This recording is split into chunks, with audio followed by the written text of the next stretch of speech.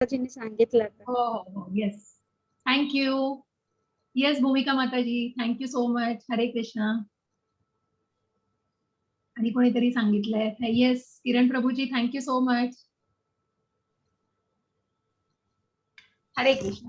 तर असं या 11व्या अध्यायामध्ये आपण काल प्रत्यक्ष विश्वरूप बघितलेलं आहे भगवंतांचं. जे विश्वरूप भगवंतांनी प्रकट केलेलं आहे आणि मग मी ते सांगितलं की त्याला कुठेतरी त्या रूपाला म्हणजे ते जे प्रकट केलेलं रूप त्या अर्जुनाच्या विनंतीवरून केलेलं आहे. अर्जुनाने कृष्णाला त्याचं वैश्विक रूप दाखवण्याची विनंती केलेली आहे. कारण कोणासाठी हो? त्याला कुठलाही संशय नव्हता भगवंतांविषयी. आणि म्हणूनच काय काय आपण ते रूप कुठल्या याची जवळ आहे हो? कुठल्या भगवंतांच्या रूपाशी जवळ आहे जे आपण काल म्हटलं.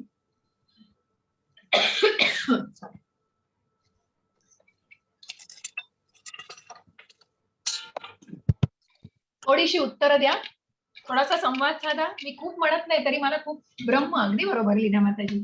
अशा या ब्रह्मरूपाशी अनेक सूर्यांचा प्रकाश, अनेक सूर्यांचं प्रखर तेज आणि अनेक सूर्य उगवले तरी त्याचं जेवढं तेज असेल तेवढं हे या भगवंतांच्या विराट रूपाचं जे अधिदैव आहे. आणि असं हे भगवंतांचं विराट रूप ज्यांना अनेक ब्रह्मांड सामावलेली आहेत, अनेक अधिदेवता देवी देवता सामावलेल्या आहेत, अशा या भगवंतांच्या रूपाला आता जे सगळ्यांना म्यूट करा. येस येस, म्यूट करते.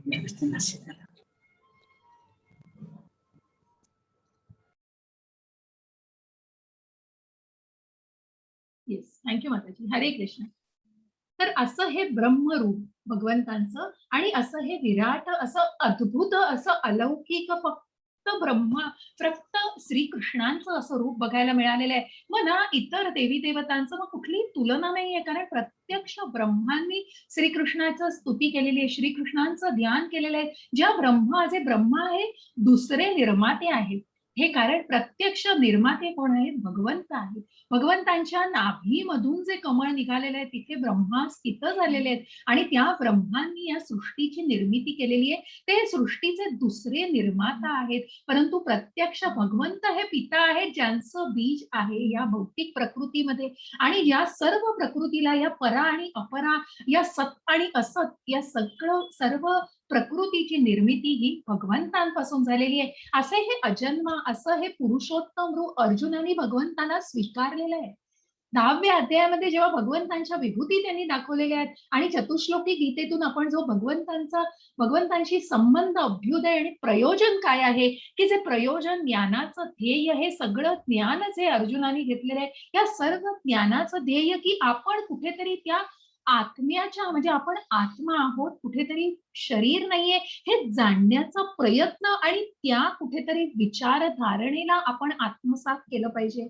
आपण त्या आपण शरीरामध्येच आहोत आणि आपण त्या आत्म्याला, आपण या अजून त्या गोष्टीला स्वीकारलं आहे का हे पडताळून बघायचंय. आणि म्हणूनच अर्जुन सांगतोय की मी हे स्वीकारलेलं आहे भगवंता, की मला हे मान्य आहे की तू परमतत्व आहेस, तू कारणांचं कारण आहेस. आणि म्हणूनच अर्जुनाच्या मनातले संभ्रम कुठेतरी दूर झालेले आहेत, कुठेतरी जो असमंजसपणा होता तो दूर झालेला आहे. कारण त्याच्या कितीतरी गोष्टींना त्यांना उत्तरं मिळालेली आहेत. आणि जे दुसऱ्या अध्यायापासून भगवंतांनी त्याच्या प्रत्येक शंकेचं निरसन केलेलं आहे. आणि मग त्याला जे प्रश्न पडत गेले ते ध्यान योगातून जो अष्टांग योगाचा मार्ग सुद्धा भगवंतांनी सांगितलाय. आणि मग त्याच्याच मार्फत पुढे आपण जो भक्तीमध्ये लीन होतो, जे कर्म, जे ज्ञान मार्गाने केलेलं सगळ्या ज्ञानाचं ग्रहण करून, ज्ञान सगळं संपादन करून जे कर्म केलं जातं ते कुठेतरी भक्तीमध्ये लीन होतं.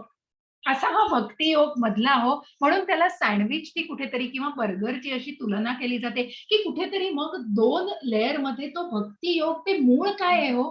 ते मूळ जे सगळं सारण आहे ना ते भक्ती योगाचं. आणि म्हणून त्याला अत्यंत सुरक्षित असं त्या कर्म आणि ज्ञान योगाच्या मध्ये आहे. आणि म्हणूनच या भगवद्गीतेचे हे जी विभागणी झालेली आहे ही कर्मयोग, भक्ती योग आणि ज्ञान योगामध्ये. मग प्रत्येक अध्यायामध्ये आपण ज्ञान घेतोय, प्रत्येक अध्यायातनं आपण वेगवेगळ्या स्वरूपाचं ज्ञान घेतोय. जो प्रत्येक मार्ग भगवंत सांगतोय की तू मला भक्त म्हणून विशेष आहेस. आणि तो भक्त भगवंताला अतिशय प्रिय आहे, तो शुद्ध भक्त. मग जे मी तुम्हाला म्हंटल की जे कनिष्ठ अधिकारी मध्यम अधिकारी, उत्तम अधिकारी असं भगवंतांना आपण उत्तम अधिकारी आहोत, हवे आहोत आणि भगवंत वाट बघतायत की हा नश्वर देह नष्ट झाल्यानंतर भगवत धामाला ज्यांना प्राप्ती करायची आहे, ज्यांना पुन्हा उठून या भौतिक जगामध्ये जन्म नकोय, या मृत्यू लोकामध्ये जन्म नकोय आणि त्यांनी भगवंतांचं स्मरण करून या भक्ती मार्गावर स्वतःला आणण्याचा प्रयत्न करायचा आहे. आणि असं हे स्वीकार केल्यानंतर अर्जुन म्हणतायत की तू मला वैश्विक रूप दाखव की माझी अशी, मग त्या कितीतरी कुठेतरी कुठेतरी फक्त एक काय म्हणतात त्याला विनंती केलेली आहे, हो कुठेतरी आवाहन केलं नाही, कुठेतरी सांगितलं नाही, कुठेतरी शिष्याने की माझी अशी पात्रता आहे का, मी बघू शकतो का तुझं हे विश्वरूप. मग भगवंतांनी सांगितलं की तू नुसत्या डोळ्यांनी नाही तर मी तुला ती दिव्य दृष्टी देत आहे आणि त्या दिव्य दृष्टीने माझं हे विराट रूप, ज्या विराट रूपामध्ये अनेक मुख, अनेक नेत्र, अनेक कितीतरी देवता, स्वर्प, ऋषी, मुनी या सगळ्यांचा वास आहे, अनेक ग्रहांचा वास आहे. असं हे ब्रह्मांड, असं हे आपण भगवंतांचं विराट रूप काल बघितलेलं आहे. आणि मग या विराट रूपाला बघून अर्जुन सद्गतीत झालेला आहे, भयभीत झालाय. आणि जे राक्षस, कारण बाकी सगळं की माझं मन भरलेलं आहे हे रूप बघून आणि मी तृप्त झालेलो आहे, मी मान्य केलेलं आहे भगवंता तुझं हे अद्भुत रूप महान आहे आणि ह्याचं महात्म्य थोर आहे आणि मी हे तुझं सगळं तुला पुरुषोत्तम म्हणून स्वीकारलेलं आहे. आणि म्हणूनच परंतु तुझं हे उग्र रूप, तुझं हे रौद्र रूप बघून माझं मन कुठेतरी सद्गतीत झालंय, मन हेलावून गेलंय आणि त्यामुळे मी माझ्या मनाला कुठेतरी स्थिरता आणू शकत नाहीये. तर तू कृपया मला तुझं परमात्मा रूप आणि तुझं मनुष्य रूपामध्ये तू प्रकट व्हावंस. आणि ही जेव्हा प्रार्थना भगवंताला अर्जुन करतायत तेव्हा भगवंत सांगतायत हो निश्चितच मी माझं हे विश्वरूप बाबा समाप्त करतो आहे. जे राक्षस आणि जो धृतराष्ट्र ज्याच्या मनामध्ये फक्त पाप द्वेष होता, संजयाने त्याला सांगितल्यावर सुद्धा त्याचंही मन कुठेतरी भयाने झालेलं, भयभीत झालेलं आहे. जे राक्षस, कारण मन काय हो, मनामध्ये खूप क्रूर भावना आहे, खूप द्वेषी भावना आहे. कारण कुठेतरी आपल्या मुलांना विजय मिळावा, आपल्या मुलांना राज्य मिळावं तितकाच हेतू होता मनामध्ये. असे हे राक्षस भयभीत झालेत हे भगवंत सांगतात. मग अनेक देवी देवता सुद्धा प्रार्थना करतायत की ओम तत्सत. मग अनेक वेदांचं पठण केलं जात आहे की मग त्यांनी कुठेतरी मनाला आणि कुठेतरी हे रौद्र रूप बघून कुठेतरी त्या देवी देवतांना सुद्धा एक मनामध्ये वेगळी भावना निर्माण झालेली. अशी ही अर्जुनाची प्रार्थना जेव्हा भगवंत ऐकतात तेव्हा ते त्यांचं विराट रूप संपवतात आणि परमात्मा रूपात आणि त्याच्यानंतर मनुष्य रूपामध्ये अर्जुनाला दर्शन देतात. जे अत्यंत मोहक असं भगवंतांचं रूप आपण बघितलंय आणि जे मोहक असं मनमोहक श्यामसुंदर रूप हे फक्त शुद्ध भक्तच घेऊ शकतो, जो अनन्य भक्तीमध्ये आहे, जो अनन्य भक्तीमध्ये, ज्या भगवंतांच्या भक्तीमध्ये शेवटचा टप्पा जो आपण म्हटलं की ज्याची सुरुवात कुठेतरी श्रद्धेने होते, मग साधू संघ आहे, भजन क्रिया आहेत, निष्ठा हवी, रुची हवी, कुठेतरी त्या गोष्टीचा भाव मनामध्ये हवा आणि मग तो भक्ती भाव हा प्रेमामध्ये कुठेतरी परिवर्तित व्हावा. असं हे प्रेम भगवंतावर, अशी ही अनन्य भक्ती भगवंतावर, अशी ही दृढ शक्ती आणि हे दृढ विश्वास भगवंतांवर ज्यांचा आहे त्यांना हे भगवंतांचं मोहक असं श्यामसुंदर रूपामध्ये भगवंत दिसू शकतात. आणि म्हणूनच पुढे जाऊन की याच लाईन्सवर आणि याच नोट्सवर पुढे आपण सुरू करतोय की आज ह्या भक्ती मार्गावरती शेवटचा अध्याय आपण बघणार आहोत की मग ह्या भक्तीचे काय टप्पे आहेत आणि कशा प्रकारे भगवंतांची भक्ती करू शकतो आणि या भक्तीतील प्रगतीशील टप्पे आपण बघणार आहोत. मग भगवंत आपल्याला पुष्कळ ऑप्शन्स देत आहेत की तू हे करू शकत नाहीस अनन्य भक्ती, मग तू वैदी साधना भक्ती कर, साधना भक्ती नाही तर मग तू कुठल्या प्रकारची भक्ती करू शकतोस, हे भगवंत आपल्याला वेगवेगळे ऑप्शन्स देत आहेत. आणि भगवंत पुढे सांगतायत, वेगवेगळी उदाहरणं आपल्याला बघायची आहेत आणि त्याच मार्गावरती आज आपण भक्तीचा हा विशेष योग बघत आहोत, ज्याची सुरुवात मी आता करतेय. मग जिथे प्रत्येक अध्याय हा अर्जुनाच्या प्रश्नांनीच कुठेतरी सुरू होतोय, कारण अर्जुनाला प्रश्न पडतायत ते संपत नाहीये तो. मग हे अनन्य भक्ती, अशी ही भक्ती श्रेष्ठ आहे का, अर्जुन विचारतायत बघा. अर्जुन उवाच एवं सतत युक्ताये भक्तास्त्वां पर्युपासते ये चाप्यक्षरं व्यक्तं ये चाप्यक्षरम् अव्यक्तं तेषां के योग वित्तमाः. हरे कृष्ण. हरे कृष्ण माताजी, मेक मी को होस्ट. Yes sorry. अर्जुनाने विचारले, कोणते अधिक परिपूर्ण मानले जाते, जे तुमच्या भक्ती सेवेत योग्यरित्या व्यस्त आहेत किंवा जे अव्यक्त ब्रह्माची पूजा करतात ते अव्यक्त आहेत. हरे कृष्ण. हरे कृष्ण. तुम्ही होस्ट आहात माताजी. हरे कृष्ण. अर्जुन विचारतोय भगवंतांना, मग ह्या भक्तिभावामध्ये ज्याच्यामध्ये हे श्यामसुंदर रूप भगवंतांनी सांगितलं की हे रूप आणि हे शुद्ध भक्तच एक ह्या भक्तीमध्ये जो मला अत्यंत प्रिय आहे आणि हा भक्त भगवंतांना विशेष आहे. मग अर्जुन विचारतायत की जे या भक्तीचा या मनमोहक मनुष्य रूपाचं नाही कोणी करताय, मग कोणतं अधिक परिपूर्ण मानलं जातं की जे तुमच्या भक्ती सेवेमध्ये योग्यरित्या व्यस्त आहेत का तुमच्या अव्यक्त ब्रह्मरूपाची पूजा करताय? ते अव्यक्त आहेत. म्हणजे कुठल्या प्रकारची भक्ती सर्वात श्रेष्ठ आहे आणि कुठल्या प्रकारची भक्ती परिपूर्ण मानली जाते याचं उत्तर भगवंत देत आहेत की भगवंतांना अर्जुन विचारतायत की मग कुठल्या प्रकारची भक्ती की जो तुझ्या भक्तीमध्ये पूर्णपणे लीन आहे का मग जो तुझ्या अव्यक्त रूपावर जो तुझ्या ब्रह्मरूपावरती भक्ती करतोय कुठल्या प्रकारची भक्ती परिपूर्ण मानली जाते. श्री भगवान वाच मय्यावेश मनो ये माम नित्ययुक्ता उपासते श्रद्धया परयोपेतास्ते मे युक्ततमा मताः. हरे कृष्ण माताजी. हरे कृष्ण. धन्य भगवान म्हणाले, ज्याचे मन माझ्या वैयक्तिक स्वरूपावर स्थिर आहे, नेहमी महान आणि दिव्य श्रद्धेने माझी उपासना करण्यात मग्न आहे, तो मी सर्वात परिपूर्ण मानतो. हरे कृष्ण. माताजी, तुम्ही लीना लाढे यांना केलंय. लीना कापसे लकारा को. हो, अच्छा. लीना अजून पण आहेत का? Okay okay. ठीक आहे. एक मिनिट. तुझं बघण्यात पटकन घाईमध्ये केल्यामुळे हा, इट्स ओके. एक मिनिट. हा.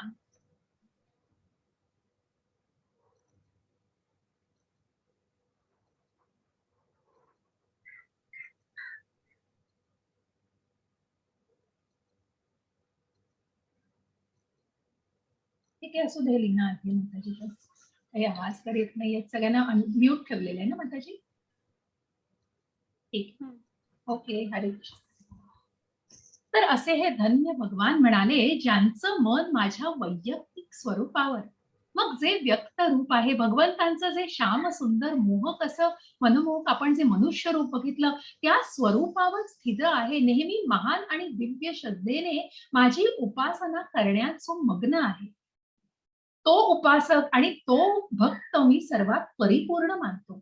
कारण त्यांनी व्यक्त रूपाला भगवंतांच्या या रूपाला स्वीकारलेलं आहे.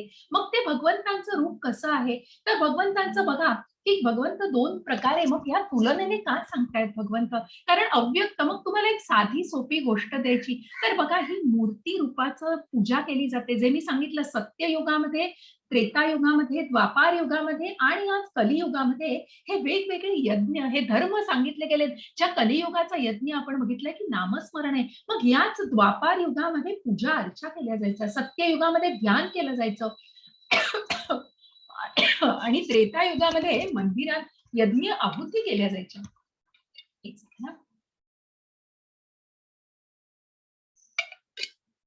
अशी ही मूर्ती पूजा, मग याला अर्च विग्रह म्हटलंय बघा की मी जो मनापासून त्याची उपासना करतो.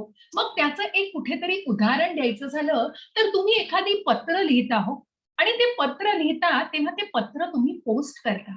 ते पोस्ट करता तेव्हा तुम्ही टपाल पेटीत जेव्हा टाकता ते लाल रंगाची पेटी असते जी कुठेतरी गव्हर्नमेंट अप्रूव्ड असते आणि मग त्या पेटीमध्ये टाकल्यावर ते योग्य स्थळावरती निश्चितच पोहोचवलं जाणार आहे.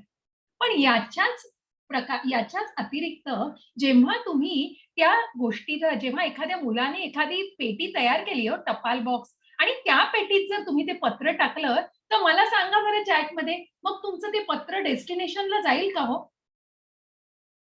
ते पत्र तुमचं पोहोचेल योग्य याला?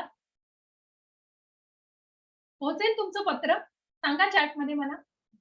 त्या लाल पेटीतनं जिथे गव्हर्नमेंटचं अप्रूव्ड आहे त्याच्यातनं जाईल का मग या मुलाच्या खेळातनं हे जाईल हे पत्र? नाही जाणार मीना माताजी. अगदी बरोबर. का नाही जाणार बघा? कुठेतरी ताण त्या बुद्धीला आणि विचार करा, की का जाणार नाही मग हे पत्र? का नाही जाणार बरं? का जाऊ नाही शकत ते पत्र? कारण सांगा मला त्याचं?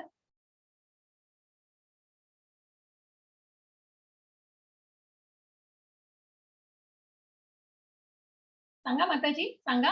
Will go only through approved. Yes, अगदी बरोबर माताजी, अगदी बरोबर.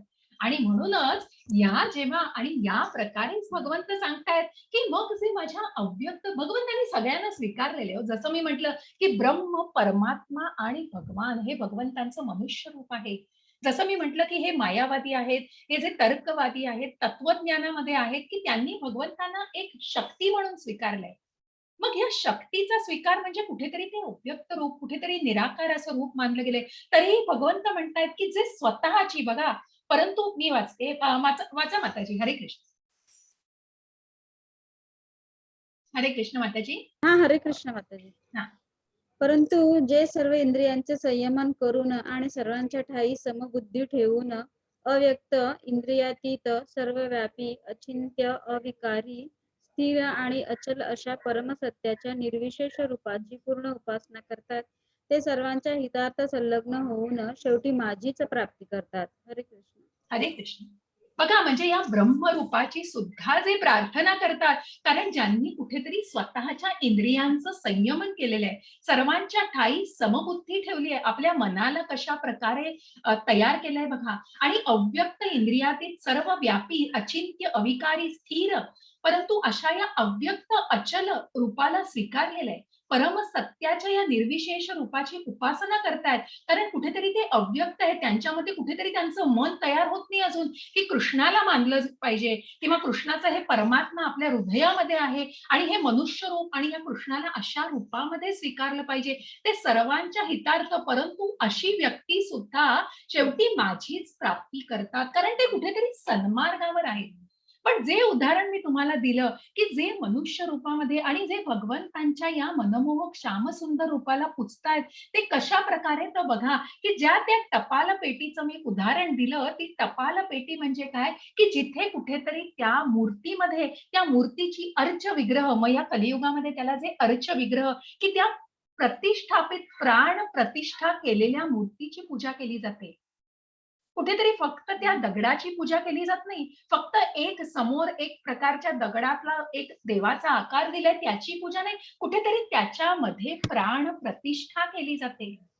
आणि त्या प्राण प्रतिष्ठेने भगवंताला त्याच्यामध्ये प्रत्यक्ष भगवंताला बघितलं जातं आणि त्यालाच अर्च विग्रह असं म्हटलं जातं, की ज्याची आपण भगवंत म्हणून पूजा करतो. मग ते कुठेतरी कोण असायला लागतं? तर उत्तम गुरु, मग जे आपण पुजारी म्हणतो, जे प्राण प्रतिष्ठा जे त्या मूर्तीमध्ये, जसं आपण गणपती बसवतो, आपण गणपती उत्सव सगळे साजरे करतो. आपण एक मूर्ती अशीच ठेवलेली असते जी आपण फक्त सगळ्यांसाठी मोठी मूर्ती, पण एक प्रतिष्ठापना केलेली बघा, की ज्याच्यावरती आचमन केलं जातं, सगळे विधी केले जातात, अभिषेक केला जातो आणि त्या मूर्तीमध्ये प्राण प्रतिष्ठा केली जाते. अशा या मूर्तीचं महात्म्य, अशा या योग्य गुरु मार्फत आणि योग्य शास्त्रांद्वारे, योग्य वेदांद्वारे, योग्य मंत्रांद्वारे त्या मूर्तीमध्ये प्राण प्रतिष्ठा केली जाते. अशा या मूर्तीची पूजा केली जाते.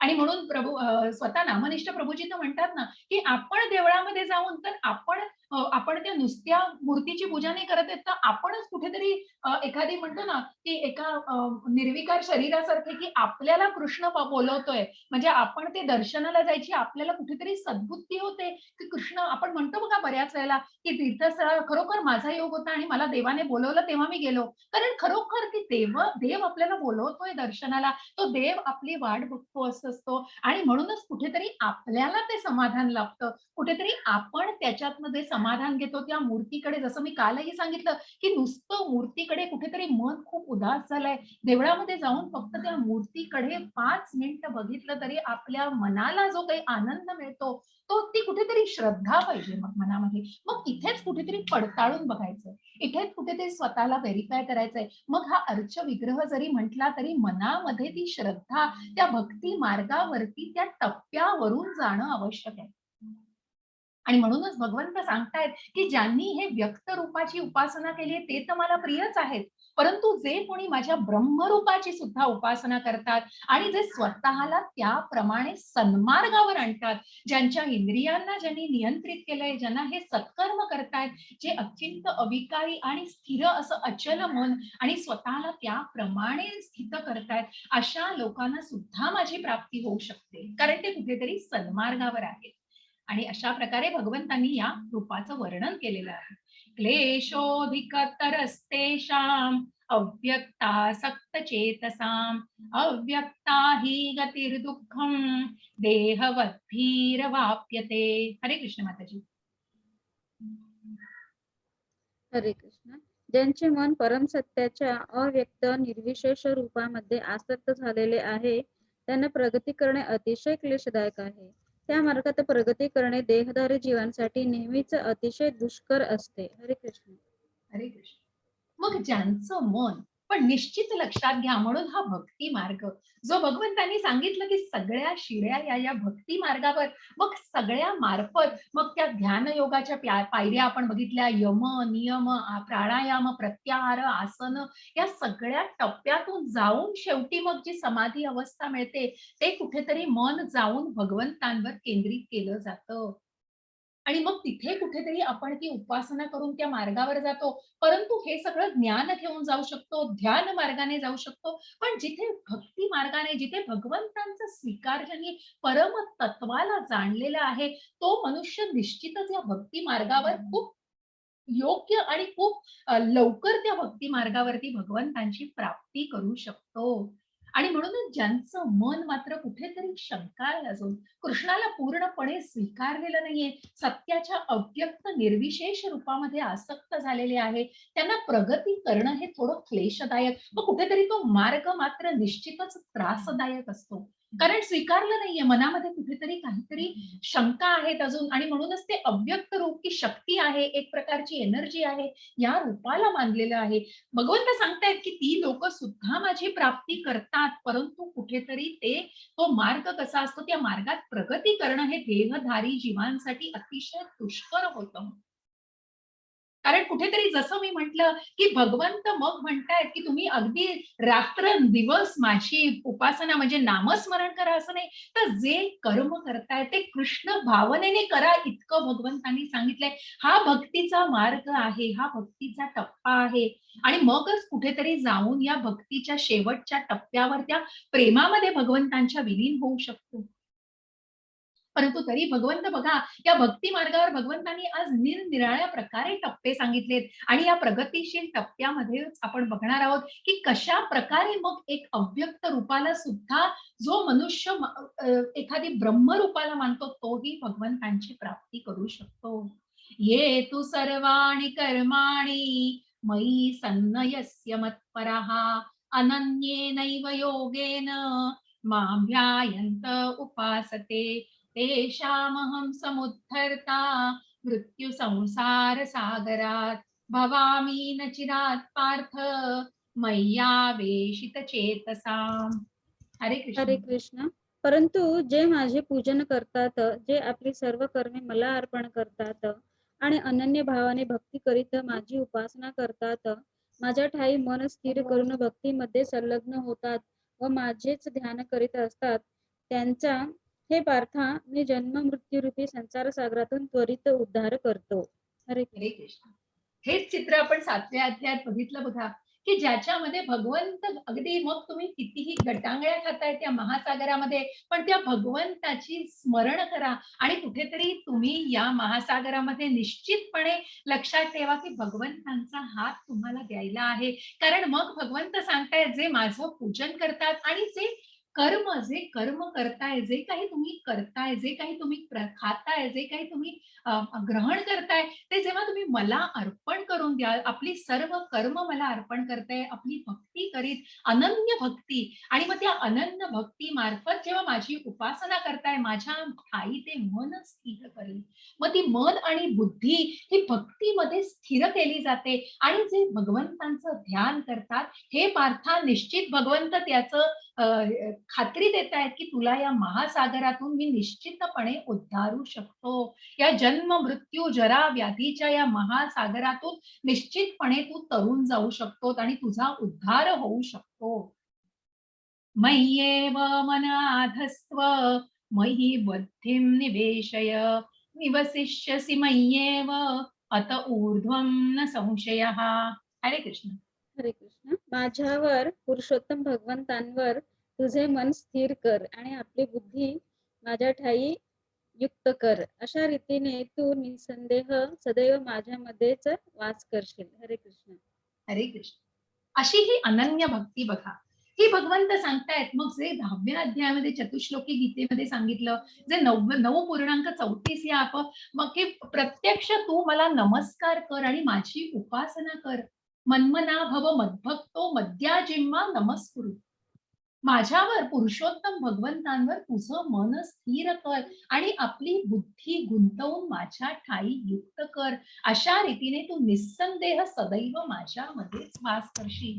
मग ही कुठेतरी अनन्य भक्ती, ही कुठेतरी शुद्ध भक्ती. बघा ही शुद्ध भक्तीचे किती प्रकार. मग एखाद्या आईचं उदाहरण द्यायचं झालं तर इतकी शुद्ध भक्ती, इतकी शुद्ध भक्ती की आपल्या मुलाचे नुसते कपडे बघून सुद्धा तिचं प्रेम किती की तिला उचंबळून येत असतं आपल्या मुलासाठी. कारण जिथे तिथे मग त्या मुलाचं जर कुठेतरी दूर गेला असेल तरी त्याच्या त्या वस्त्रांवर सुद्धा तिचं इतकं प्रेम असतं आणि इतका अनन्य शुद्ध भाव असतो. कारण जळी स्थळी तिला आपल्या मुलावरती प्रेम असतं ते दिसत असतं. त्याचप्रमाणे कृष्णाची भक्ती की जळी स्थळी आपल्याला कृष्ण दिसतोय. आणि हे तुम्हाला माहितीये हे अवीट आणि अशुद्ध प्रेम की गोपींनी हे शुद्ध प्रेम केलंय. वृंदावन वासी जे आपल्याला दिसतायत चित्रामध्ये त्यांनी भगवंतांवर इतकं शुद्ध प्रेम केलंय. आणि इतकं हे अवीट प्रेम आहे. ज्या गोपी आपण म्हणतो त्या गोपी भगवंतांच्या सर्वात श्रेष्ठ भक्तीमध्ये आहेत, की ज्यांना असं वाटलेलं ब्रह्मांना त्यांनी सांगितलं तुम्ही या पापण्या सुद्धा का बनवल्या हो? या पापण्यांची उघडझाप पळताना आम्ही भगवंताला बघू शकत नाहीये. इतकं त्यांना भगवंतांवर त्यांचं नितांत प्रेम होतं. आणि या गोपी या सर्वात भगवंताला क्लोज, सर्वात जवळ आहेत. आणि इतकी अनन्य भक्ती या गोपींनी केलेली आहे भगवंतांवरती. आणि त्या गोपींमध्येच ती राधा राणी, ज्याचं आपण आता पुढे जाऊन आम्ही आता म्हणजे आपल्याला एक nectar of devotion, nectar of instruction ही जी पुस्तकं आहेत त्याच्यामध्ये हे राधा राणीचं आणि राधाकुंड याचं की अनन्य भक्तीचं इतकं उदाहरण आहे. की मग राधाकुंड, श्यामकुंड जे वृंदावनामध्ये आहेत त्याचं हे महात्म्य सांगणारं अगदी अगदी म्हणतो ना प्रत्यक्ष उदाहरण आहे. की जी राधा राणी भगवंतांच्या भक्तामध्ये इतकी लीन होती, की ज्या भगवंतांची इतकी जवळ होती भगवंतांना, इतक्या अनन्य भक्तीमध्ये होत्या अशा या गोपी, की ज्या मथुरेला जाताना भगवंत मथुरेला जाताना त्यांच्या विरहामध्ये इतक्या रडल्या होत्या, की कित्येक काळ त्या भगवंतांसाठी रडत राहिल्या होत्या. कारण फक्त भगवंतांवर निस्सीम प्रेम केलेलं होतं. कृष्ण प्रेमामध्ये होत्या. अशी ही निस्सीम भक्ती, अशी ही अनन्य भक्ती. आणि म्हणूनच भगवंत म्हणतायत, की अशी ही अनन्य भक्ती. मग याची खूप उदाहरणं आहेत हो, की जी अनन्य भक्ती, ज्या अनन्य भक्तीने भगवंताला जाणू शकतो आपण, या अनन्य भक्तीद्वारे भगवंतांना ज्यांनी परम तत्व म्हणून स्वीकारलेलं आहे. आणि म्हणून तू निस्संदेह सदैव माझ्यामध्येच वास करशील. अथ चित्तं समाधातुं न शक्नोषि मयि न शक्रोषि मयि स्थिरम् अभ्यासयोगेन ततो मामिच्छाप्तुं धनंजय. हरे कृष्ण. हरे कृष्ण. हे धनंजय, जर तू आपले मन निश्चलत्वाने माझ्या ठाई स्थिर करण्यात असमर्थ असशील तर भक्ती योगाच्या नियामक तत्वांचे पालन कर. अशा रीतीने मला प्राप्त करण्याची इच्छा तू उत्पन्न कर व तुम्हाला पूर्ण सिद्धी प्राप्त होईल. हरे कृष्ण. हरे कृष्ण. मग भगवंत सांगतायत आता की तू जर इतकी अनन्य भक्ती, तुझं मन, तुझी बुद्धी तू माझ्या ठाई स्थिर करू शकत नसशील तर भगवंत पुढे आता ऑप्शन्स देत चालले की मग तू हे करू शकत नसशील जर तू आपले मन निश्चलत्वाने माझ्या ठाई स्थिर करण्यात असमर्थ असशील तर भक्ती योगाच्या नियामक तत्वांचं पालन कर. अशा रीतीने तू मला प्राप्त करण्याची इच्छा मनामध्ये उत्पन्न कर. मग तू पूर्ण सिद्धी प्राप्त करू शकशील. मग त्या काय की सकाळी उठून, पहाटे उठून मंगल आरती, जे आपण इस्कॉनचे नियम बघतो, ज्या इस्कॉनचे टेम्पल प्रोग्राम्स बघतो आणि मग ज्याच्यामध्ये ही जी 4 आपण सांगितले की मांसाहार करू नका, कुठल्याही परस्त्रीशी संबंध नाही, कुठलाही जुगार खेळू नका आणि कुठल्याही प्रकारच्या या आपण म्हणतो ना व्यसन करू नका, कुठलंही मद्यपान करू नका. हे तर 4 इस्कॉनचे मुख्य नियम आहेत. त्याच्या पलीकडे जाऊन मग ज्या भगवंतांची क्रियाकलाप, ज्या भक्तीचे टप्पे आहेत, ज्या भक्तीचे मार्ग आहेत, मग सकाळी उठून मंगल आरतीची. हरे कृष्ण. काळजी घ्या जरा. कोणाचे आवाज येत आहे?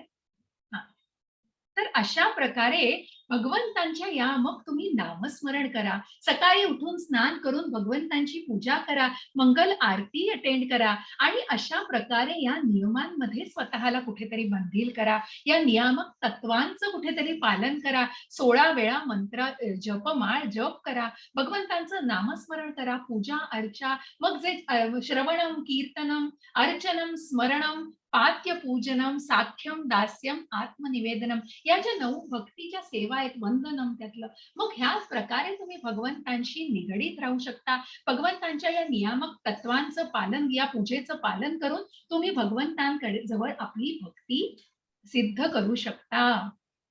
अभ्यासेप्य समर्थोसी मत्कर्म परमो भव, मदर्थमपि कर्माणि कर्माणि मदर्थमपि कर्माणि कुर्वन् सिद्धिमवाप्स्यसि. हरे कृष्ण हरे माताजी. कृष्ण. जर तुम्ही भक्ती योगाच्या नियमांचे पालन करू शकत नसाल तर फक्त माझ्यासाठी कार्य करण्याचा प्रयत्न करा, कारण माझ्यासाठी कार्य करून तुम्ही परिपूर्ण अवस्थेवर याल. हरे कृष्ण. हरे कृष्ण. बघा, मग तुम्ही माझं तुमचं मन आणि बुद्धी स्थिर करू शकत नाहीये, तर मग तुम्ही त्या नियामक तत्वांचं पालन करा, की तुम्ही असं असं सकाळी उठून स्वतःच्या शारीरिक कुठेतरी पूर्ण विधी पूर्ण करून आणि सकाळी लवकर उठून मग तुम्ही त्या नियामक तत्वांचं पालन करून मला प्राप्त करण्याचा प्रयत्न करा. आणि तुम्हाला तेही जमत नसेल, जर तुम्ही भक्तियोगाच्या नियमांचंही पालन करू शकत नसाल, तर तुम्ही माझ्यासाठी कार्य करण्याचा प्रयत्न करा. मग तुम्ही माझ्यासाठी सेवा करण्याचा प्रयत्न करा. मग हा इथे मंदिराचं उदाहरण दिलंय, हा मंदिर बांधण्याच्या क्रियेमध्ये हा कामगार, हा एक भक्त भगवंतांचं मंदिर बांधण्यामध्ये ही सेवा करतोय. ही एक प्रकारची सेवा आहे. या सेवेवरच या लाईन्सवर मी तुम्हाला निश्चित सांगेन आणि हीच भगवंतांची सेवा आहे. हे आज इतकी सुवर्ण संधी मिळणं, हे भगवद्गीतेचं अध्ययन आणि हा वर्ग घ्यायला मिळणं, ही एक प्रकारची मी सेवा करू शकते भगवंतांची. कुठेतरी हा मनाला एक वेगळा आनंद देणारी गोष्ट आहे. आज लीना माताजी आपल्या बरोबर आहेत, को होस्टिंग करतायत. रोज सिंधू माताजी असतात, ज्या माझ्यासाठी, ज्या मला मदत करतात, ज्या मराठीमध्ये पूर्ण ट्रान्सलेशन अनुवाद वाचतात, भजन करतात, को होस्टिंग करतात, ऍडमिन. ही भगवंतांची सेवा आहे, भगवंतांसाठी केलं जाणारं कार्य आहे. आणि म्हणूनच या प्रकारच्या सेवांसाठीच मी निश्चित तुम्हाला सांगेन, की हे इस्कॉन मग आपल्याला सांगतं, की इतक्या प्रकारच्या सेवा तुम्ही, आणि या सेवेचं महात्म्य सर्वम कृष्णार्पणम. मग तुम्ही त्या सेवेमध्ये 15 मिनिटं द्या, अर्धा तास द्या, 1 तास द्या, 2 तास द्या, हे तुमच्यावर आहे, स्वेच्छेने आहे. यत्करोषि यद आश्नासि यजजुहोषि ददासि यत् यत्तपस्यासि कौन्तेया तत्मत् कुरुष्वार्पणम्. हरे कृष्ण हरे माताजी. कृष्ण. हे कुंती पुत्र, तू जे काही करतोस जे काही खातोस, जे काही अर्पण करतोस आणि दान करतोस, तसेच तू जे काही तपस्या करतोस ते सर्व मला अर्पण म्हणून करावे. हरे कृष्ण. हरे कृष्ण. मग ज्याप्रमाणे सेवा तू नियामक परत तत्वांचं पालन करू शकत नाही, तर तू माझ्यासाठी कर्म कर. मग ह्या सेवेचं महत्व, या भगवंतांच्या सेवेचं, हे जे काही इस्कॉन मध्ये, ही इस्कॉनची मूर्ती आहे आणि हे इस्कॉन मंगलोरचं टेम्पल आहे, की हे इस्कॉन मंगलोरची तुम्हाला साईट खाली दिसतीये. मग तुम्ही कुठल्याही प्रकारे भगवंतांना, मग ती सेवा भगवंतांपर्यंत, या या भक्तियोगाच्या एका कुठेतरी माध्यमाने हे तुमच्यापर्यंत पोहोचवण्याचा प्रयत्न आहे. कुठलाही असा उद्देश नाही, कुठलीही तुमच्यावर सक्ती नाहीये. या गोष्टी तुम्हाला सतत ग्रुपमध्ये इकडे तिकडे सांगितल्या जातात, पण हे कुठेतरी या योगामार्फत जाणण्याचा प्रयत्न करा. मग कुणालाही सक्ती नाहीये, कुणालाही कुठल्याही प्रकारचं बंधन नाहीये, की तुम्ही हे सगळं मोफत घेताय आणि तुम्ही हे करायला नाही. भगवंत इथे तुम्हाला ज्ञान मिळणार आहे, ज्ञान सगळं तुम्हाला मोफत, तुम्हाला या ज्ञानाचं भंडार उघडं करून दिलेलं आहे, खुलं करून दिलेलं आहे. मग तुमच्याकडून तुम्ही काय करू शकता? भगवंत सांगतायत, मग तू जे काही करतोयस ते मला अर्पण कर. मग तू या नियामक तत्वांचं पालन नाही केलंस, तर तू माझ्यासाठी कर्म कर. आणि तू कर्मही करू शकला नाहीस, तर जे काही करतो आहेस ते तू मला अर्पण कर. ज्या पद्धतीने, मग या दानाचं, मग या दानाचं महत्व जाणून घ्या. जे काही तू भगवंताला अर्पण करू शकतोयस, जे काही भगवंतांच्या सेवेमध्ये घालू शकतोयस, मग त्याच्यासाठी खूप मोठा पैसा अडका असं काही नाही. जे ज्याला शक्य आहे, 2 हात तिसरं मस्तक तर आहेच हो भगवंतांच्या समोर, पण त्याला जे आपल्याला भगवंतांच्या कृपेने आज मिळालेलं आहे, ती कृतज्ञता म्हणून ती कृतज्ञता म्हणून जेव्हा स्वेच्छेने आपण भगवंताला जे काही अर्पण करतो ते भगवंताला मान्य असतं. मग तो ₹1 असू दे, 10,00,000 असू दे, कोणी 1,00,00,000 त्या प्रश्न तो नाहीये. परंतु भगवंतांची सेवा आणि म्हणूनच जे काही तू अर्पण करतोस या सेवांमार्फत, या सगळ्या इस्कॉन बंगलोरच्या ह्या सेवा, की जे काही अर्पण प्रत्यक्ष प्रभुपादांचं जे उदाहरण दिलं मी तुम्हाला, की जे परदेशामध्ये जाऊन सुद्धा त्यांनी, की जिथे कृष्ण माहिती नाहीये, महाभारत माहिती नाही, कुठलंही बॅकग्राऊंड नाही, अशा ठिकाणी जाऊन फक्त मनामध्ये एवढीच भावना. त्याला एका बिझनेसमननी विचारलेलं का कुठल्या एका सभेमध्ये, की मग तुम्हाला एवढे सगळे तुम्ही मंदिरं कशी बांधली? कसं काय तुम्ही बांधली? कोणी तुम्हाला एवढं दान दिलंय किंवा कोण तुम्हाला एवढं भेटलं? त्यांनी फक्त सांगितलं, "कृष्णाने मला सगळं दिलंय." जे काही आहे ते कृष्णाने, की त्या व्यक्तीला ते खरं वाटत नव्हतं म्हणून ती व्यक्ती ते 4-4 वेळा त्यांच्या असिस्टंटला सुद्धा तो प्रश्न विचारत होती. परंतु प्रभुपादांनी पुन्हा एकदा आवर्जून हेच सांगितलं, की कृष्णाने मला हे सगळं दिलेलं आहे. कारण जे काही आज त्यांच्याजवळ काही नव्हतं, त्यांना स्वतःसाठी काही नको होतं. परंतु ही जी काही मंदिरं ही सगळी देणगीतनं बांधली गेलेली आहे. मग कुठेतरी जे आपण Fordचे बघतो, जे आपण पुढे जाऊन पण बघू कंपनीचे मालक, जे थोर कोणी-कोणी बिझनेसमन आहेत, प्रत्येकाने स्वतःच्या वाट्यातून एक कृतज्ञता म्हणून जे भगवंताला अर्पण केलंय त्याच्यातनं आपण हे सगळं बघतोय. आणि त्याच्यातनं आज इस्कॉन अनेक अनेक कैक हजार आणि कितीतरी लक्ष लोकांना अन्नदान करतायत रोजच्या रोज. की प्रभुपादांनी सांगितलेलं की आपल्या या 10 किलोमीटरच्या अंतरामध्ये कोणीही उपाशी राहायला नको. त्यांनी जेव्हा प्रत्यक्ष एका भिकाऱ्याला अन्नाची भीक मागताना बघितलेलं, तेव्हा तो निश्चय त्यांनी केलेला आणि म्हणूनच इस्कॉन मार्फत कितीतरी अन्नदान केलं जातं. जे आपण आपण युक्रेनमध्ये आता बघितलं, की जिथे युद्धाची अवस्था झालेली, तिथे इस्कॉनने केवढ्या तरी प्रमाणामध्ये अन्नदान करून लोकांची सोय केलेली आहे. लोकांना कशाप्रकारे मदत केलेली आहे. असं हे जाणण्याचा प्रयत्न करा. या भक्ती सेवेमार्फत कुठेतरी फक्त तो एक तुम्हाला तुमच्यापर्यंत तो मेसेज पोहोचवायची फक्त एक इच्छा आहे. बाकी प्रत्येकाची तुमची स्वेच्छा आहे. आणि मग तुम्ही सेवेमध्ये कशाप्रकारे मग तुम्हाला निश्चितच या 12व्या अध्यायानंतर आपण अजूनही 8 दिवस 6 दिवस एकत्र आहोत. तोपर्यंत तुम्हाला व्हॉलंटिअरिंग फॉर्म एक शेअर केला जाईल. ज्याच्यामध्ये अनेक सेवा हे सगळं सेवेद्वारेच पुढे गेलंय हो. आज मी तुम्हाला माझ्या अनुभवावरून सांगितलं. मी 20 सालापासून इस्कॉनशी निगडीत आहे. खूप शिकायला मिळालं, खूप शिकायला मिळालं. म्हणजे इतकं टेक्निकल ज्ञान मिळालं, की जिथे मी जाऊन कुठे संस्थेमध्ये पण शिकू शकले नसते, की पैसा देऊन सुद्धा तुम्ही शिकताय ती गोष्ट वेगळी. पण आज जे मी काही रजिस्ट्रेशनमध्ये काम केलं आणि जे काही मला को-होस्टिंग, ॲडमिन, श्लोका रेसिटेशन आणि या सगळ्या तंत्रज्ञानाचं सुद्धा इतकं ज्ञान मिळालंय, इतकं अमाप ज्ञान मिळालंय, ज्याचं मी तुलनाच करू शकत नाही. आणि मग त्या सेवेचं समाधान, की मी अजूनही त्या रजिस्ट्रेशन टीम बरोबर कुठेतरी जेव्हा 15 मिनिटं दिवसातलं असं वाटतं नाही आपण तिथून सुरुवात केली आहे. तिथून आपण कुठेतरी निगडीत आहोत. मी दिवसातली 15 मिनिटं खूप सगळ्या आपल्या प्रपंचामध्ये आहोत हो आपण. म्हणजे माझ्या घरी माझे सासू-सासरे, माझी मुलं आता मोठी आहेत. पण प्रत्येकाचं तुम्हाला बघताच तुम्ही किती मोठे झाली मुलं आणि काही-काही या जबाबदाऱ्या आणि हे संपतच नसतं. परंतु वेळ काढणं आणि मग ते कुठेतरी जेव्हा आपण भगवंतांच्या सेवेसाठी तो वेळ काढतो, तो खूप महत्वाचा आहे. मग हे अध्ययन करण्यासाठी दिला जाणारा 1 तास, की सकाळपासून नाही आपल्याला हे करायचंय. त्यासाठी आपण आपली इतर सगळ्या गोष्टी सुकरपणे पटापट मार्ग दिसत जातो. आपल्याला मार्ग मिळत जातो त्याच्यातून. कारण कुठेतरी मनात सेवा करण्याची भावना, मग त्याच्यासाठी तो भाव महत्वाचा आहे. म्हणजे असं म्हणत नाही, की आपला हा प्रयत्न आपण सगळे अजून निओफाइट्स आहोत. आपण सगळे अजून खूप बिगिनर्स आहोत. खूप सुरुवात करणारे आहोत. आपलं आता कुठेतरी सुरुवात झाली आहे आध्यात्मिक प्रवासामध्ये. परंतु त्या मनातल्या भावना महत्वाच्या आहेत. मग आपण 5% जरी त्या भावनांनी करू शकलो तरी तो प्रयत्न असतो.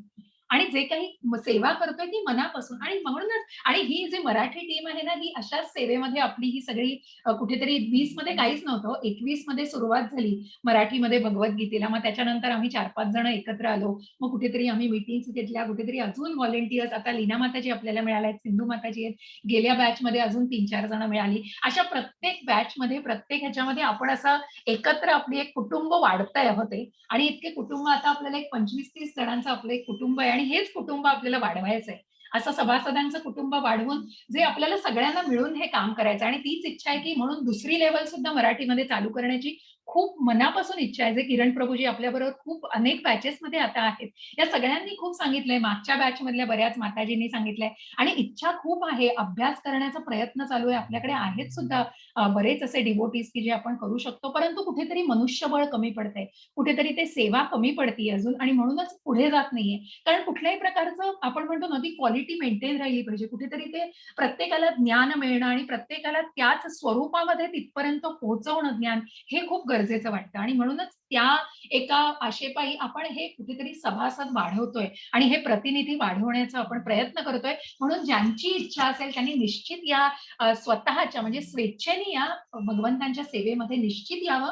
तुम्हाला फॉर्म शेअर केला जातील. तुम्ही प्रत्यक्ष ग्रुपमध्ये सुद्धा मी काही 1-2 दिवसांनी ग्रुप सुद्धा काही वेळासाठी ओपन किंवा व्हॉलंटियर फॅसिलिटेटर आपल्या सगळ्यांच्या संपर्कामध्ये आहेत. तुम्ही त्यांना हे सगळं सांगू शकता, की आम्हाला सेवा देण्याची इच्छा आहे. ते निश्चित तुम्हाला त्या मार्गावरती येण्याचा तुम्हाला मार्ग दाखवतील. त्याच्यासाठी तुम्हाला मदत करतील आणि बाकी तुम्ही मलाही पर्सनलवर केव्हाही मेसेज टाकू शकता आणि ही अगदी प्रांजळ विनंती वजा सूचना आहे, की तुम्ही निश्चितपणे याचा विचार करावा. याच लाईन्सवर मी पुढे जाते भक्ती सेवेमध्ये. अथैतदप्यशक्तोऽसि कर्तुं मत्योगमाश्रितः सर्वकर्मफलत्यागं ततः कुरु यतात्मवान्. हरे कृष्ण माताजी. हरे कृष्ण. तथापि तू जर माझ्या भावनेने युक्त होऊन कर्म करण्यात असमर्थ असेल तर सर्व कर्मफलांचा त्याग करून न कर्म करण्याचा आणि आत्मस्थित होण्याचा प्रयत्न कर. हरे कृष्ण. हरे कृष्ण माताजी. इथे कुठेतरी हर्षदान म्हटलंय बरं का याला. हे नंद महाराज आहेत आणि भगवंतांचा जन्म झालेला आहे. यशोदा माता आहे. सगळ्या गोकुळाला त्यांनी जेवण दिलेलं आहे. सगळ्या गोकुळाला दान केलेलं आहे वेगवेगळ्या अगदी वेगवेगळ्या स्वरूपामध्ये. हे हर्षदान आहे. हो मग कुठेतरी मनामध्ये कुठली भावना फक्त हर्ष झालेला आहे आणि त्या भावनेमध्ये जे काही आपल्या जवळ आहे ते कृतज्ञतेने सर्वांना त्याचं दान द्यावं ह्या एका इच्छेपायी ते दान केलं गेलेलं होतं आणि म्हणून भगवंत म्हणताय तू माझ्या भावनेने युक्त येऊन कर्म करण्यामध्ये तुला ते कर्म करण्यामध्ये सुद्धा तर तू जर असफल असशील किंवा असमर्थ असशील, तुला जमत नसेल ते करायला, तर तू सर्व कर्म फलांचा मग जे काही तू मला काहीतरी दे, म्हणजे काहीतरी इन द सेन्स की तू तुझ्या कर्मफळांचा मग कुठेतरी सकाम कर्म केलीस, ती कर्म निष्काम करण्याचा प्रयत्न कर. जरी ती कर्म तू करत नाहीस, ती कर्म मला थेट अर्पण नाही केलीस, तर ती कुठेतरी तू त्या फळांना मला अर्पण, त्या फळांचा कुठेतरी त्याग करून ती कर्म करण्याचा प्रयत्न कर आणि मग कुठेतरी तू ते निष्काम कर्म करण्याचा प्रयत्न कर आणि म्हणूनच कुठल्याही फळाची अपेक्षा न ठेवता ती कुठेतरी मला अर्पण कर, ती फळ, ती सेवा मला अर्पण कर. कारण काहीतरी तू अर्पण कर म्हणजे तुझ्या मनातली भावना उद्युक्त करण्यासाठी, तुझ्या मनातली ती भावना वाढीस लावण्यासाठी आणि मगच तू स्वतःला कुठेतरी आत्मस्थित होण्याचा प्रयत्न कर हे भगवंत सांगतात आणि मगच कुठेतरी ती आपण म्हणतो कुठेतरी ती आत्मसाक्षात्काराची भावना जोपासण्याचा आपण प्रयत्न करू. श्रेयो हि ध्यानमभ्यासात ज्ञानात ध्यानं विशिष्यते ध्यानात कर्मफलत्यागस् त्यागाच्छ निन्तगन्तरं त्यागाच्छन्ति निरन्तरम्. हरे कृष्ण हरे माताजी. कृष्ण. तुला जर असा अभ्यास करणे शक्य नसेल तर ज्ञानाचे अनुशीलन करण्यात तू स्वतःला संलग्न कर. तथापि ज्ञानापेक्षा ध्यान श्रेष्ठ आहे आणि ध्यानापेक्षाही कर्मफलांचा त्याग करणे श्रेष्ठ आहे, कारण अशा कर्मफल त्यागामुळे मनुष्याला मनशांती प्राप्त होते. हरे हरे कृष्ण. मग तुला जर हे कर्म किंवा त्या कर्मफळांचाही त्याग करू शकत नसतील तर तू ज्ञान घे. तू या वेदांचा बघा इथे वेदाध्ययन केलं जातंय असा हा ज्ञान घेण्याचा मार्ग घे. तू या ज्ञानाचा मार्ग अवलंब आणि ज्ञानापेक्षा ध्यान श्रेष्ठ आहे. मग कुठेतरी आपण ज्या यम नियम प्रत्याहार आसन आणि ज्या प्राणायाम या की श्वासाला कुठेतरी नियंत्रित करून आपण कशा प्रकारे श्वासाचं श्वास उच्छ्वास या प्राणायामाच्या क्रियेमध्ये आपण कशा प्रकारे स्वतःला केंद्रित करून आपण त्या समाधी अवस्थेमध्ये पोहोचू शकतो आणि मग या ध्यान नाही तर मग कर्माचं पूर्णपणे किंवा कर्मफलाचा पूर्ण त्याग करणं म्हणजेच संन्यास. म्हणजे तू कुठेतरी ध्यान किंवा संन्यास मार्गाने मला अर्पण मला प्राप्त करण्याचा प्रयत्न कर. कर्मफल त्यागामुळे मनुष्याला मनःशांती प्राप्त होते आणि म्हणूनच कुठेतरी जे कर्माचे प्रकार आपण बघितले, आठवत असेल तुम्हाला 3-4 अध्यायामध्ये की कर्म अकर्म आणि कर्म विकर्म म्हणजे जे नियमांच्या विरुद्ध केलं जातं ते विकर्म. जे मायावादी लोक करतात की जे नियमांच्या विरुद्ध किंवा मायावादी म्हणण्यापेक्षा की ज्यांना फक्त विरुद्धच वागायचंय कुठल्याही प्रकारचं मी म्हणेन ती पूर्व दिशा, मग तिथे कुठेतरी नियमांची बांधिलकी नकोय ते विकर्म करतायत. पण जे सकाम कर्माद्वारे पुढे निष्काम कर्म करण्याचा प्रयत्न करतायत, जे कर्म फळाची त्या अपेक्षा सोडून देत आहेत, त्या कर्म फळाचा त्याग करतायत, ते कुठेतरी भगवंतांच्या प्राप्तीमध्ये स्वतःला घालू शकतात. मग ते कुठेतरी अकर्मापर्यंत पोहोचू शकतात आणि म्हणूनच अशा कर्मफल त्यागामुळे मनुष्याला मनःशांती प्राप्त होते. मग कुठेतरी ती सोडण्याची भावना, कुठेतरी मला हे नकोय, की मला हे एवढं आहे त्याच्यामध्ये समाधान पाहिजे, मग मला हे हे नसलं तरी चालेल, मला ते नसलं तरी चालेल, ही कुठेतरी स्वतःला, की मी हे कर्म करतोय. मग पुढे जाऊन आपण बघणार आहोत की मग याच्यामध्ये सुद्धा त्रैगुणांचा कसा प्रभाव आहे, सात्विक, राजसिक आणि तामसिक दान, तप हे कशा प्रकारे केलं जातं.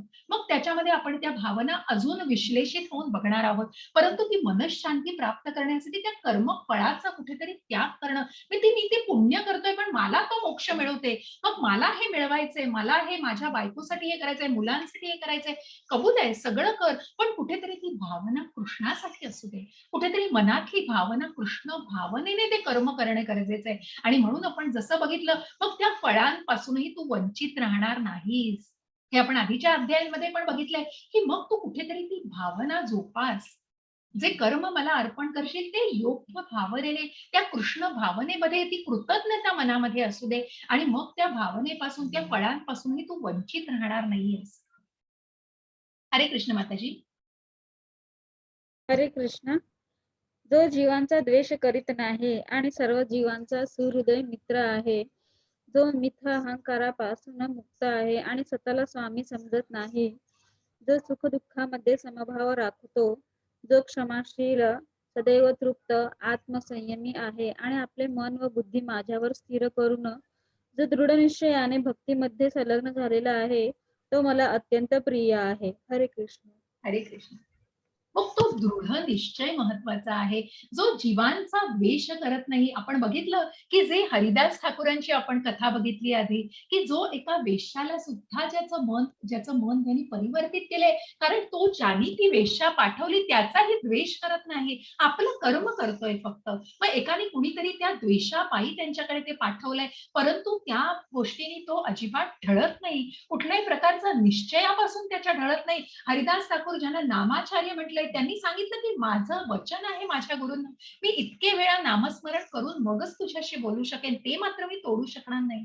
आणि असे हे दृढ निश्चयी, असे हे स्वतःच्या निश्चयाला ठाम असणं, हे सर्व जीवांचा सुहृद मित्र आहे, जो मिथ्य अहंकारांपासून, मग त्या मिथ्या अहंकार, जो खोटा अहंकार आहे, जो मन, बुद्धी आणि अहंकार यांनी जे आपलं सटल मन, आपलं आतलं मन तयार झालेलं आहे, त्या अहंकारापासून वंचित आहे, मुक्त आहे, स्वतःला स्वामी समजत नाही, कुठेतरी तो मी बाजूला ठेवलाय. हो, तो मी नाहीये मग त्याच्यामध्ये, त्या कर्मामध्ये मी नाहीये. मग मी हे केलंय, मी ते केलंय, माझ्यामुळे हे आहे, माझ्यामुळे ते आहे, तो मी कुठेतरी भगवंतांना अर्पण केलाय.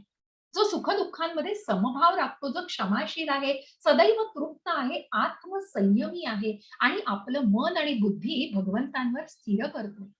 मग अशा या, तुम्हाला अशीच एक कथा जी आहे, जी एका याची आहे, हा मी तुम्हाला सांगते, एका भक्ताचीच कथा आहे, ज्यांचं नाव आहे, आपण एक हरिदास ठाकूरांची कथा ऐकली, आणि हे आहे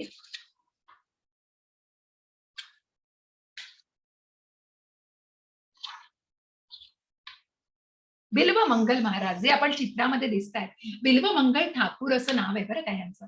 तर हे बिल्व मंगल ठाकूर हे संन्यासी बरं का, हे पूर्णपणे भगवंतांच्या भक्तीमध्ये आणि संन्यास घेतलेले असे हे बिल्व मंगल ठाकूर भागवत धामाचे, आणि हे भागवताचं आयोजन करत असतात. आणि ते भागवताचं वाचन करताना अनेक प्रकारच्या अन्नाचं, म्हणजे अनेक प्रकारे अन्नदान करत असतात लोकांना, निरनिराळ्या गावागावांमध्ये ते अन्नदान करत असतात, आणि त्याच्यासाठी जे काही त्यांच्याकडे असतं त्याचा ते त्याच्यासाठी उपयोग करत असतात. जो काही पैसा त्यांच्याकडे असतो त्यांनी ते दान करत असतात. असे हे बिल्वमंगल ठाकूर, एकदा त्यांनी भागवतांचंच असं आयोजन केलं होतं, आणि त्यांना थोडं धन कमी पडत होतं. तर त्या धनाच्या शोधामध्ये ते होते, आणि त्या धनाच्या शोधामध्ये असताना वाटेत त्यांनी बघितलं तर एक शेवटचे संस्कार चाललेले, एका प्रेतयात्रा होती, आणि तिथे काही संस्कार चालले होते, आणि अनेक असे राजे रजवाडे असतात तशा, बरेचसे तशा याचे लोक होते, की ज्यांनी मुकुट वगैरे घातलाय, आणि अशा प्रकारचं जे एक रॉयल फॅमिली असते ना, तर तशामधली सगळी लोक होती. तर मग त्यांनी बघितलं की त्या राजकन्या मृत्यू पावलेली असते, आणि त्या राजकन्याचं प्रेतावरती हे अंत्यसंस्कार होणार असतात. तो राजा आणि त्याची पत्नी अत्यंत क्लेशामध्ये असतात, अत्यंत दुःखद असतात, परंतु त्या त्यांच्या लहान वयीन अशा त्या राजकन्येचा मृत्यू झालेला असतो. मग त्या राजकन्येचा मृत्यू झालेला असतो, कारण ती राजकन्याच. मग तिच्या अनेक त्या त्या प्रेतावरती सुद्धा अनेक अलंकार असतात. ते बिल्वमंगल ठाकूर बघतात आणि कुठेतरी मग तो राजा जेव्हा सगळे अंत्यसंस्कार करून सगळे परत जातात, तेव्हा त्याच्या प्रेतावरच्या त्या दागिन्यांवर त्यांचं लक्ष जातं आणि मग ते म्हणतात, "मी हे दागिने का घेऊ नको? हे मी कृष्णाच्या सेवेसाठी वापरतो, कारण मला आज भागवत जे काही करायचंय त्याच्यासाठी वापरतो आणि मी हे घ्यायचा प्रयत्न करतात." तेव्हा त्यांना आवाज येतो. त्या बॉडीमधून आवाज येतो त्या प्रेतामधून आणि मग ते एकदम चकित होतात. ते म्हणतात, तिथून राजकन्येचा तो आवाज असतो. तो म्हणतो, "हे तू घेऊ नकोस माझ्या अंगावर. हे तू चुकीचं वागतोयस. तर तू हे घेऊ नकोस. तू माझ्या वडिलांकडे जा. वडील माझे राजा आहेत. ते तुला निश्चित धन देतील. तुला जे काही आवश्यक आहे ते तू त्यांच्याकडून घे." त्यावर बिल्वमंगल ठीक म्हणतात आणि बिल्वमंगल तिच्या सांगण्यानुसार राजाकडे जातात, धन घेतात. राजाकडून धन घेऊन त्यांचं योग्य जेवढं होतं तेवढं ते त्याप्रमाणे करतात. परंतु तरीही परत येतात तरी त्यांना ते कमी पडत असतं. मग पुन्हा ते त्या स्मशानाच्या त्या ठिकाणी जातात आणि त्या राजकन्येच्या प्रेतावरचे ते दागिने उचलून घेऊन जातात. आणि ते उचलून घेऊन जात असताना मात्र त्यांना राजकन्या एक शाप देते, की तू जरी कितीही कृष्ण भावनेने सगळं कर्म पुण्य केलेलं आहेस, तरी पण तुला पुन्हा जन्म घ्यायला लागेल. तुला पुन्हा परत एक जन्म घेऊन तुला सगळं भोगायला लागून मगच तुला कृष्ण प्राप्ती होईल, मगच तुला मोक्षाची प्राप्ती होईल. तुला या ह्याच्यामध्ये भोगायला लागतील. ही ती शाप देते बिल्वमंगल ठाकूरांना. बिल्वमंगल ठाकूर तिथून जातात कारण ते कृष्णासाठी कुठेतरी सेवेमध्ये घेतायत सगळं, म्हणून ते घेऊन जातात ते. ते झाल्यानंतर मग त्यांना जेव्हा पुढच्या जन्मामध्ये बघा, की मग ही राजकन्याही असते आणि मग तिच्या कुठल्या याच्यामध्ये जन्म होतो आणि मग कशा प्रकारे बिल्वमंगल ठाकूरांच्या आयुष्यामध्ये ती आली. पुढचा जन्म बिल्वमंगल ठाकूरांना येतो, तेव्हा ते कुठेतरी वेश्येच्या म्हणजे वेश्यागमन करत असतात. आणि या कुठेतरी एका स्त्रीवर त्यांचं प्रेम जडलेलं असतं या पुढच्या जन्मामध्ये. आणि इतकं प्रेम जडलेलं असतं, चिंतामणी नावाची स्त्री असते ती. आणि त्या चिंतामणी नावाच्या स्त्रीवर त्यांचं अत्यंत प्रेम असतं आणि ते कसंही करून तिला रोज भेटायला जात असतात. आणि ते रोज भेटायला जात असतात. एकदा त्यांच्या म्हणजे वडिलांचा त्यांना जे काही जन्म मिळालाय, जेव्हा त्यांना बिल्वमंगल ठाकूरांनंतर जो काही त्यांना जन्म मिळतो, तो एका चांगल्या फॅमिलीमध्ये त्यांचं पुण्य त्यांनी केलेलं असतं. त्यामुळे त्यांना एका कुटुंबामध्ये चांगला जन्म मिळालाय. आणि मग तरीही जन्म मिळालेला कुठेतरी त्यांना ती दुर्बुद्धी झालेली असते. त्याच्यामुळे मन ह्या वेश्येच्या ठिकाणी कुठेतरी असतं आणि म्हणून ते तिला भेटण्याच्या ओढीने सतत जात असतात. मग एकदा त्यांच्या वडिलांचा मृत्यू होतो आणि वडिलांचा मृत्यू झाल्यानंतर जे काही श्राद्धाचे वगैरे विधी असतात, ते पटापट करून हे त्या वेश्येला भेटण्याच्या ओढीने जातात आणि इतकी ओढ असते त्या वेश्येला भेटण्याची. आणि मग त्या चिंतामणी नावाची ती स्त्री असते आणि त्या ओढीमध्ये इतका भयंकर पाऊस पडत असतो, तरी त्या भर पावसामध्ये नदी ओलांडून मग ह्या स्त्रीला वाटतं हे काय आज येणार नाहीत. कारण इतका पाऊस पडतोय, हे काय माझ्याकडे येऊ शकणार नाहीत. म्हणून ती दरवाजा वगैरे लावून आपल्या बसलेली असते स्वतः. परंतु हे कुठल्याही परिस्थितीमध्ये ते त्या नदीचं ओलांडून एका डेड बॉडीची मग ते हे घेतात, मदत घेतात.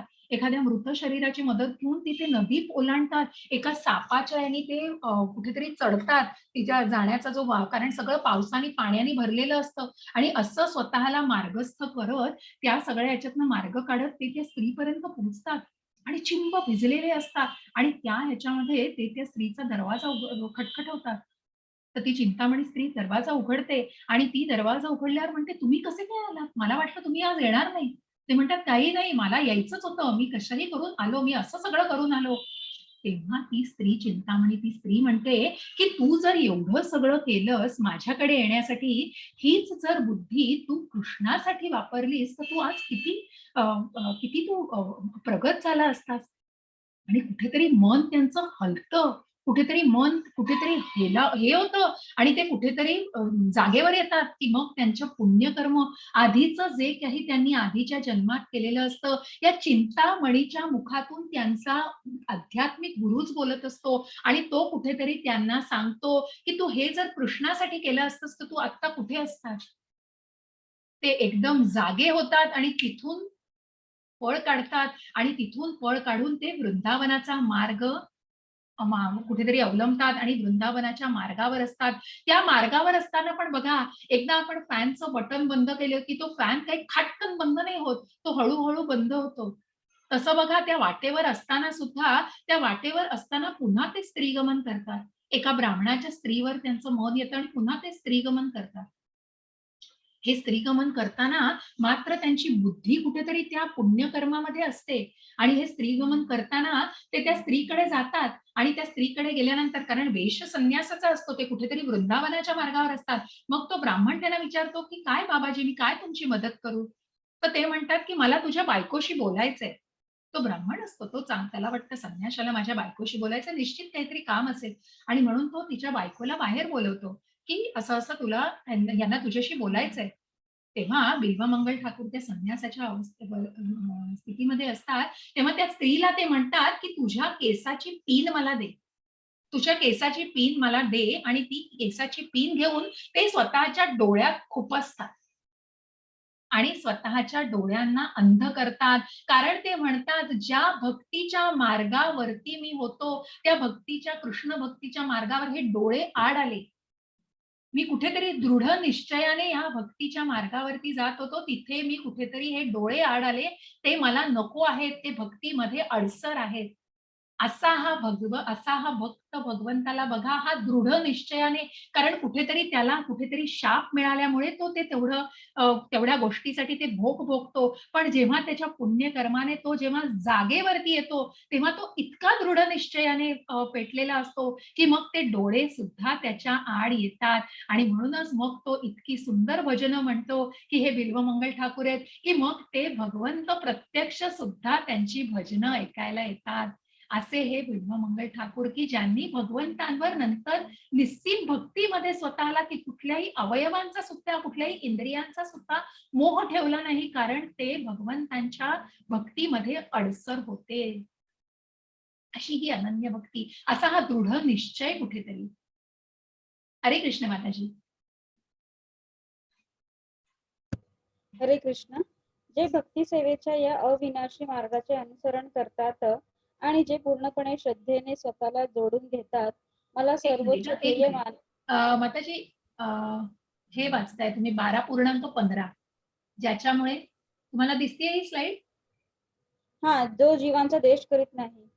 नाही, ज्याच्यामुळे कोणीही हा, उद्भवत नाही, ते ज्याच्यामुळे पुढे घे. कोणीही हां. हा हा ज्याच्यामुळे कोणीही उद्विग्न होत नाही आणि जो इतर कोणामुळे उद्विग्न होत नाही, जो हर्ष आणि दुःख, भय आणि चिंता यामध्ये समभाव राखतो, तो मला अत्यंत प्रिय आहे. हरे कृष्ण. हरे कृष्ण.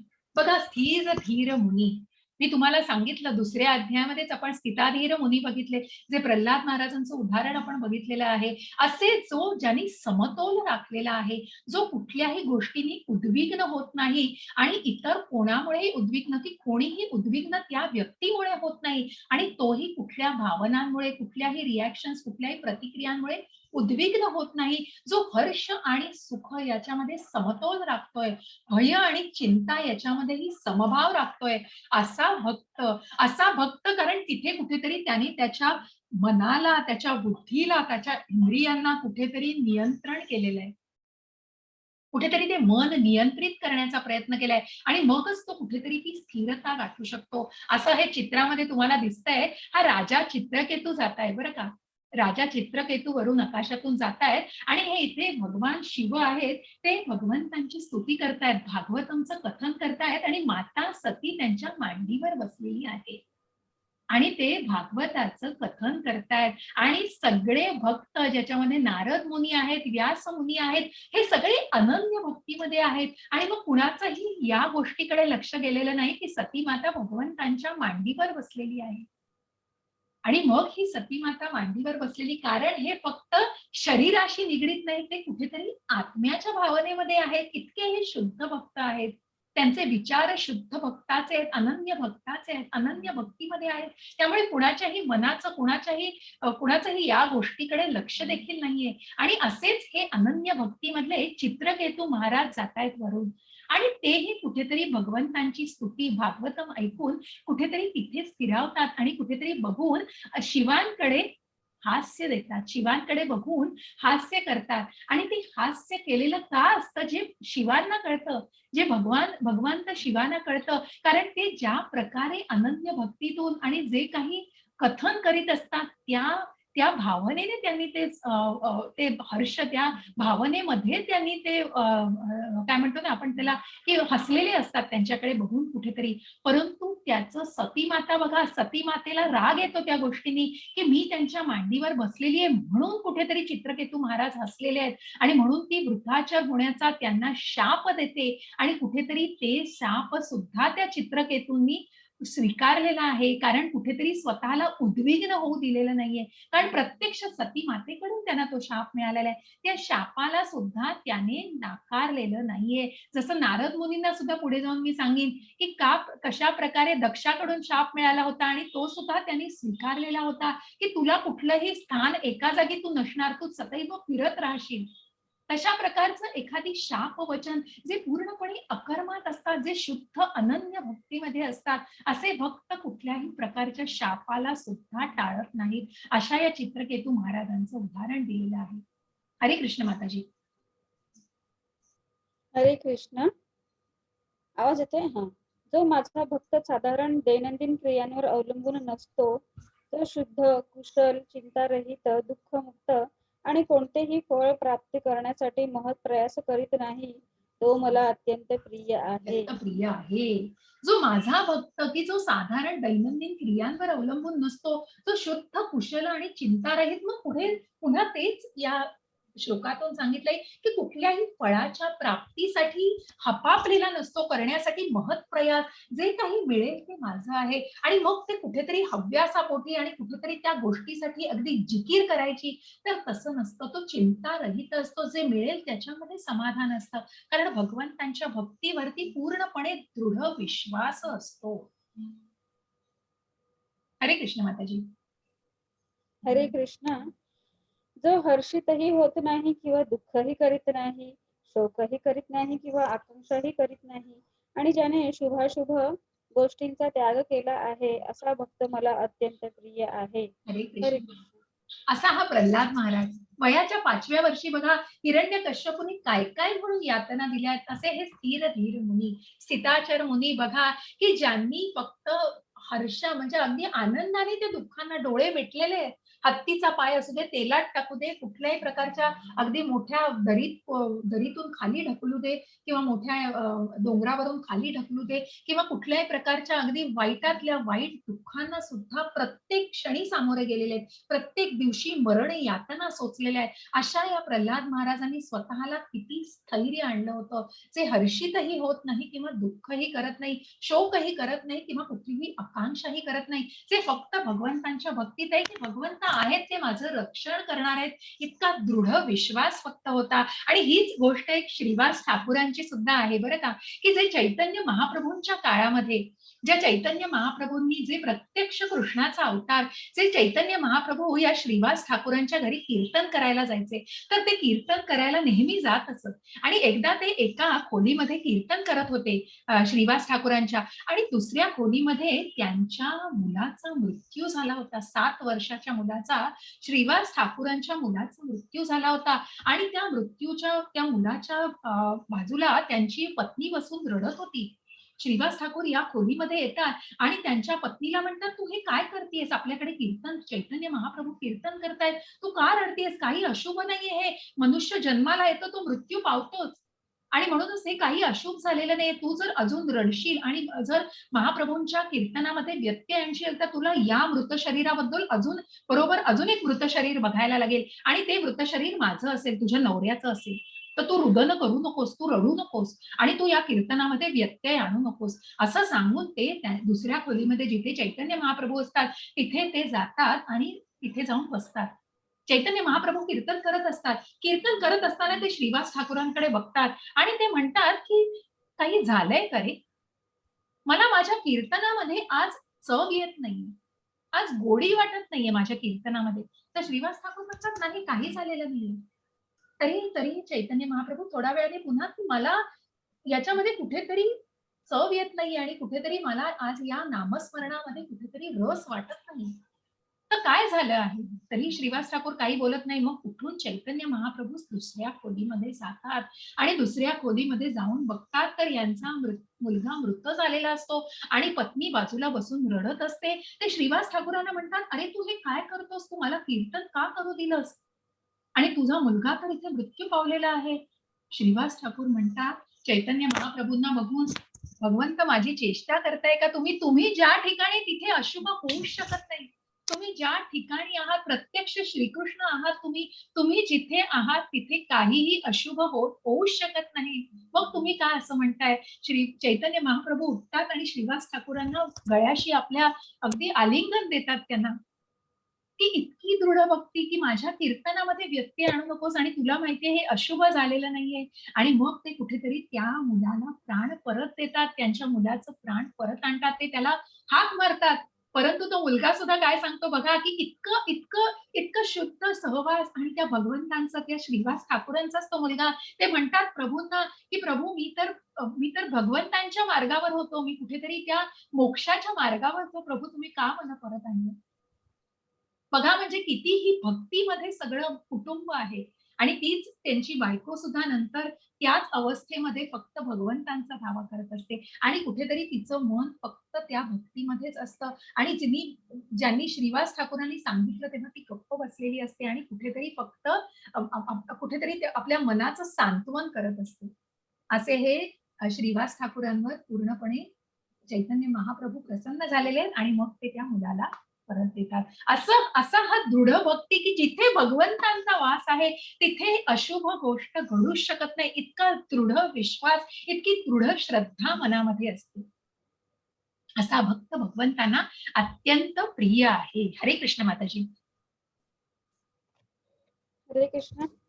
जो मनुष्य शत्रू आणि मित्र यांच्या ठिकाणी समान असतो, जो मानापमान, शीत उष्ण, सुख दुःख, स्तुती निंदा यामध्ये समभाव राखतो, जो कुसंगापासून नेहमी मुक्त असतो, सदैव शांत आणि जे काही मिळेल त्यात संतुष्ट असतो, जो घरादाराची काळजी करीत नाही, ज्ञानामध्ये स्थित आहे आणि भक्तीमध्ये संलग्न झालेला आहे, तो मला अत्यंत अत्यंत प्रिय आहे. हरे कृष्ण. हरे कृष्ण.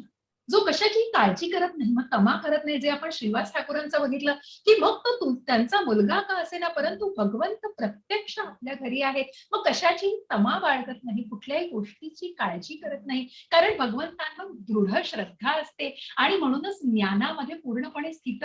तसं या चित्रामध्ये दिसतंय, हे आहेत अमरीश महाराज दिसतायत आणि ज्यांच्यावर दुर्वास मुनी अत्यंत क्रोधित झालेले. कारण हे अमरीश महाराज पण एक दृढ श्रद्धेचं अगदी उदाहरण आहे की ज्यांनी त्या शापाला सुद्धा स्वीकारलेलं आहे. कुठेतरी मग त्यांना प्रत्यक्ष भगवंत त्यांच्यावर ज्यांनी सुदर्शन चक्र सोडलेलं होतं आणि हे दुर्वास मुनी मग सगळीकडे पळत होते मृत्यूपासून, की ज्यांना नंतर अमरीश महाराजांमुळेच त्या मृत्यूपासून बचाव झाला. असे हे अमरीश महाराजांची कथा आहे की जे भक्तीमध्ये दृढ होते, ज्यांनी त्यांचा शाप सुद्धा प्रेमाने स्वीकारलेला आहे, ज्यांनी कुठल्याही प्रकारचं उद्विग्न झालेले नाहीयेत आणि अशा या भक्तीमध्ये जो स्थित आहे, जो संलग्न झालेला आहे, तो भक्त मला अत्यंत प्रिय आहे. जो सुख आणि दुःख, निंदा आणि स्तुती या सगळ्यामध्ये कुठेतरी समतोल राखतोय, कुठेतरी मनाचा कुठेतरी समतोल राखतो आहे. हरे कृष्ण माताजी. 12:20 12 ओके 12:15. हरे कृष्ण. जे भक्ती सेवेच्या या अविनाशी मार्गाचे अनुसरण करतात आणि जे पूर्णपणे श्रद्धेने स्वतःला जोडून घेतात, मला सर्वोच्च ध्येय बनवतात, ते मला खूप प्रिय आहेत. हरे कृष्ण. हरे कृष्ण. असे हे भगवंत सुद्धा मग जे मी कथा सांगितली त्या हरिदास त्या बिल्वमंगल ठाकूरांच्या अगदी प्रत्यक्ष ऐकायला येऊन बसले तो. कारण स्वतःला मग अंध केलंय त्यांनी. डोळे नाहीयेत, परंतु भगवंतांमध्ये लीन आहे भक्तीमध्ये. मग जे भक्ती सेवेच्या या अविनाशी मार्गाचं अनुसरण करतात, जे पूर्णपणे श्रद्धेने स्वतःला जोडून घेतात, ते मला सर्वोच्च ध्येय बनवतात. मग त्या परमात्म्याला जाण्याचं आहे, जे ज्ञानाचं ध्येय, जे काही ध्येय आहे, जे काही प्रयोजन आहे ते भगवंताला जाणायचं आहे. कारण जो भगवंत ज्याची कृतज्ञता, ज्याच्यामुळे ही सगळी निर्मिती आहे, उत्पत्ती आहे आणि प्रलयही त्याच्यामुळेच आहे. या कारणाच्या परम कारणाला जो जाणतोय, जो परमोच्च ध्येय बनवतोय हे जाणण्याचं, तिथे कुठेतरी श्रद्धा, रुची, भाव, प्रेम भाव असणं गरजेचं आहे. आणि असे हे भक्त, असे हे भगवंताला भक्त हे निश्चितच विशेष असतात. असा हा भक्तीचा मार्ग खूप छोटा अध्याय होता, पण खूप महत्वाचा. आणि ही उदाहरण म्हणून मी शेवटची स्टोरी तुम्हाला परत नंतर सांगेन, जी अमरीश महाराजांची पुढेही एका अध्यायामध्ये येणार आहे, आणि म्हणून मी तुम्हाला ती खोलामध्ये नंतर निश्चित सांगेन. पण बऱ्याच आज कथाही सांगितल्या आणि हा खूप सुंदर अध्याय आहे, त्याच्यामुळे बोलणं कुठेतरी संपूच नये असं वाटतं.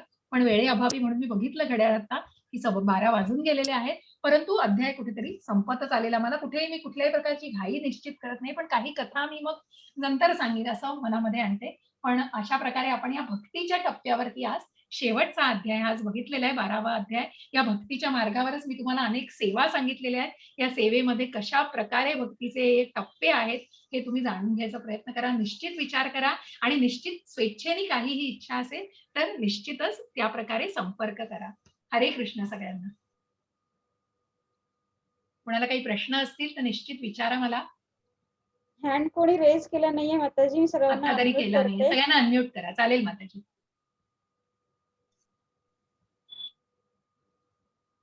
अनम्यूट केले सर्वांना. कोणाला प्रश्न असेल तर तो प्रश्न विचारा.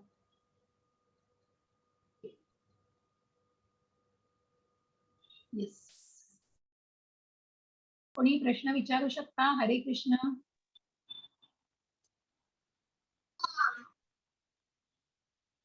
हरे कृष्ण रमेश प्रभूजी. हरे कृष्ण किरण प्रभूजी. मी रेकॉर्डिंग थांबव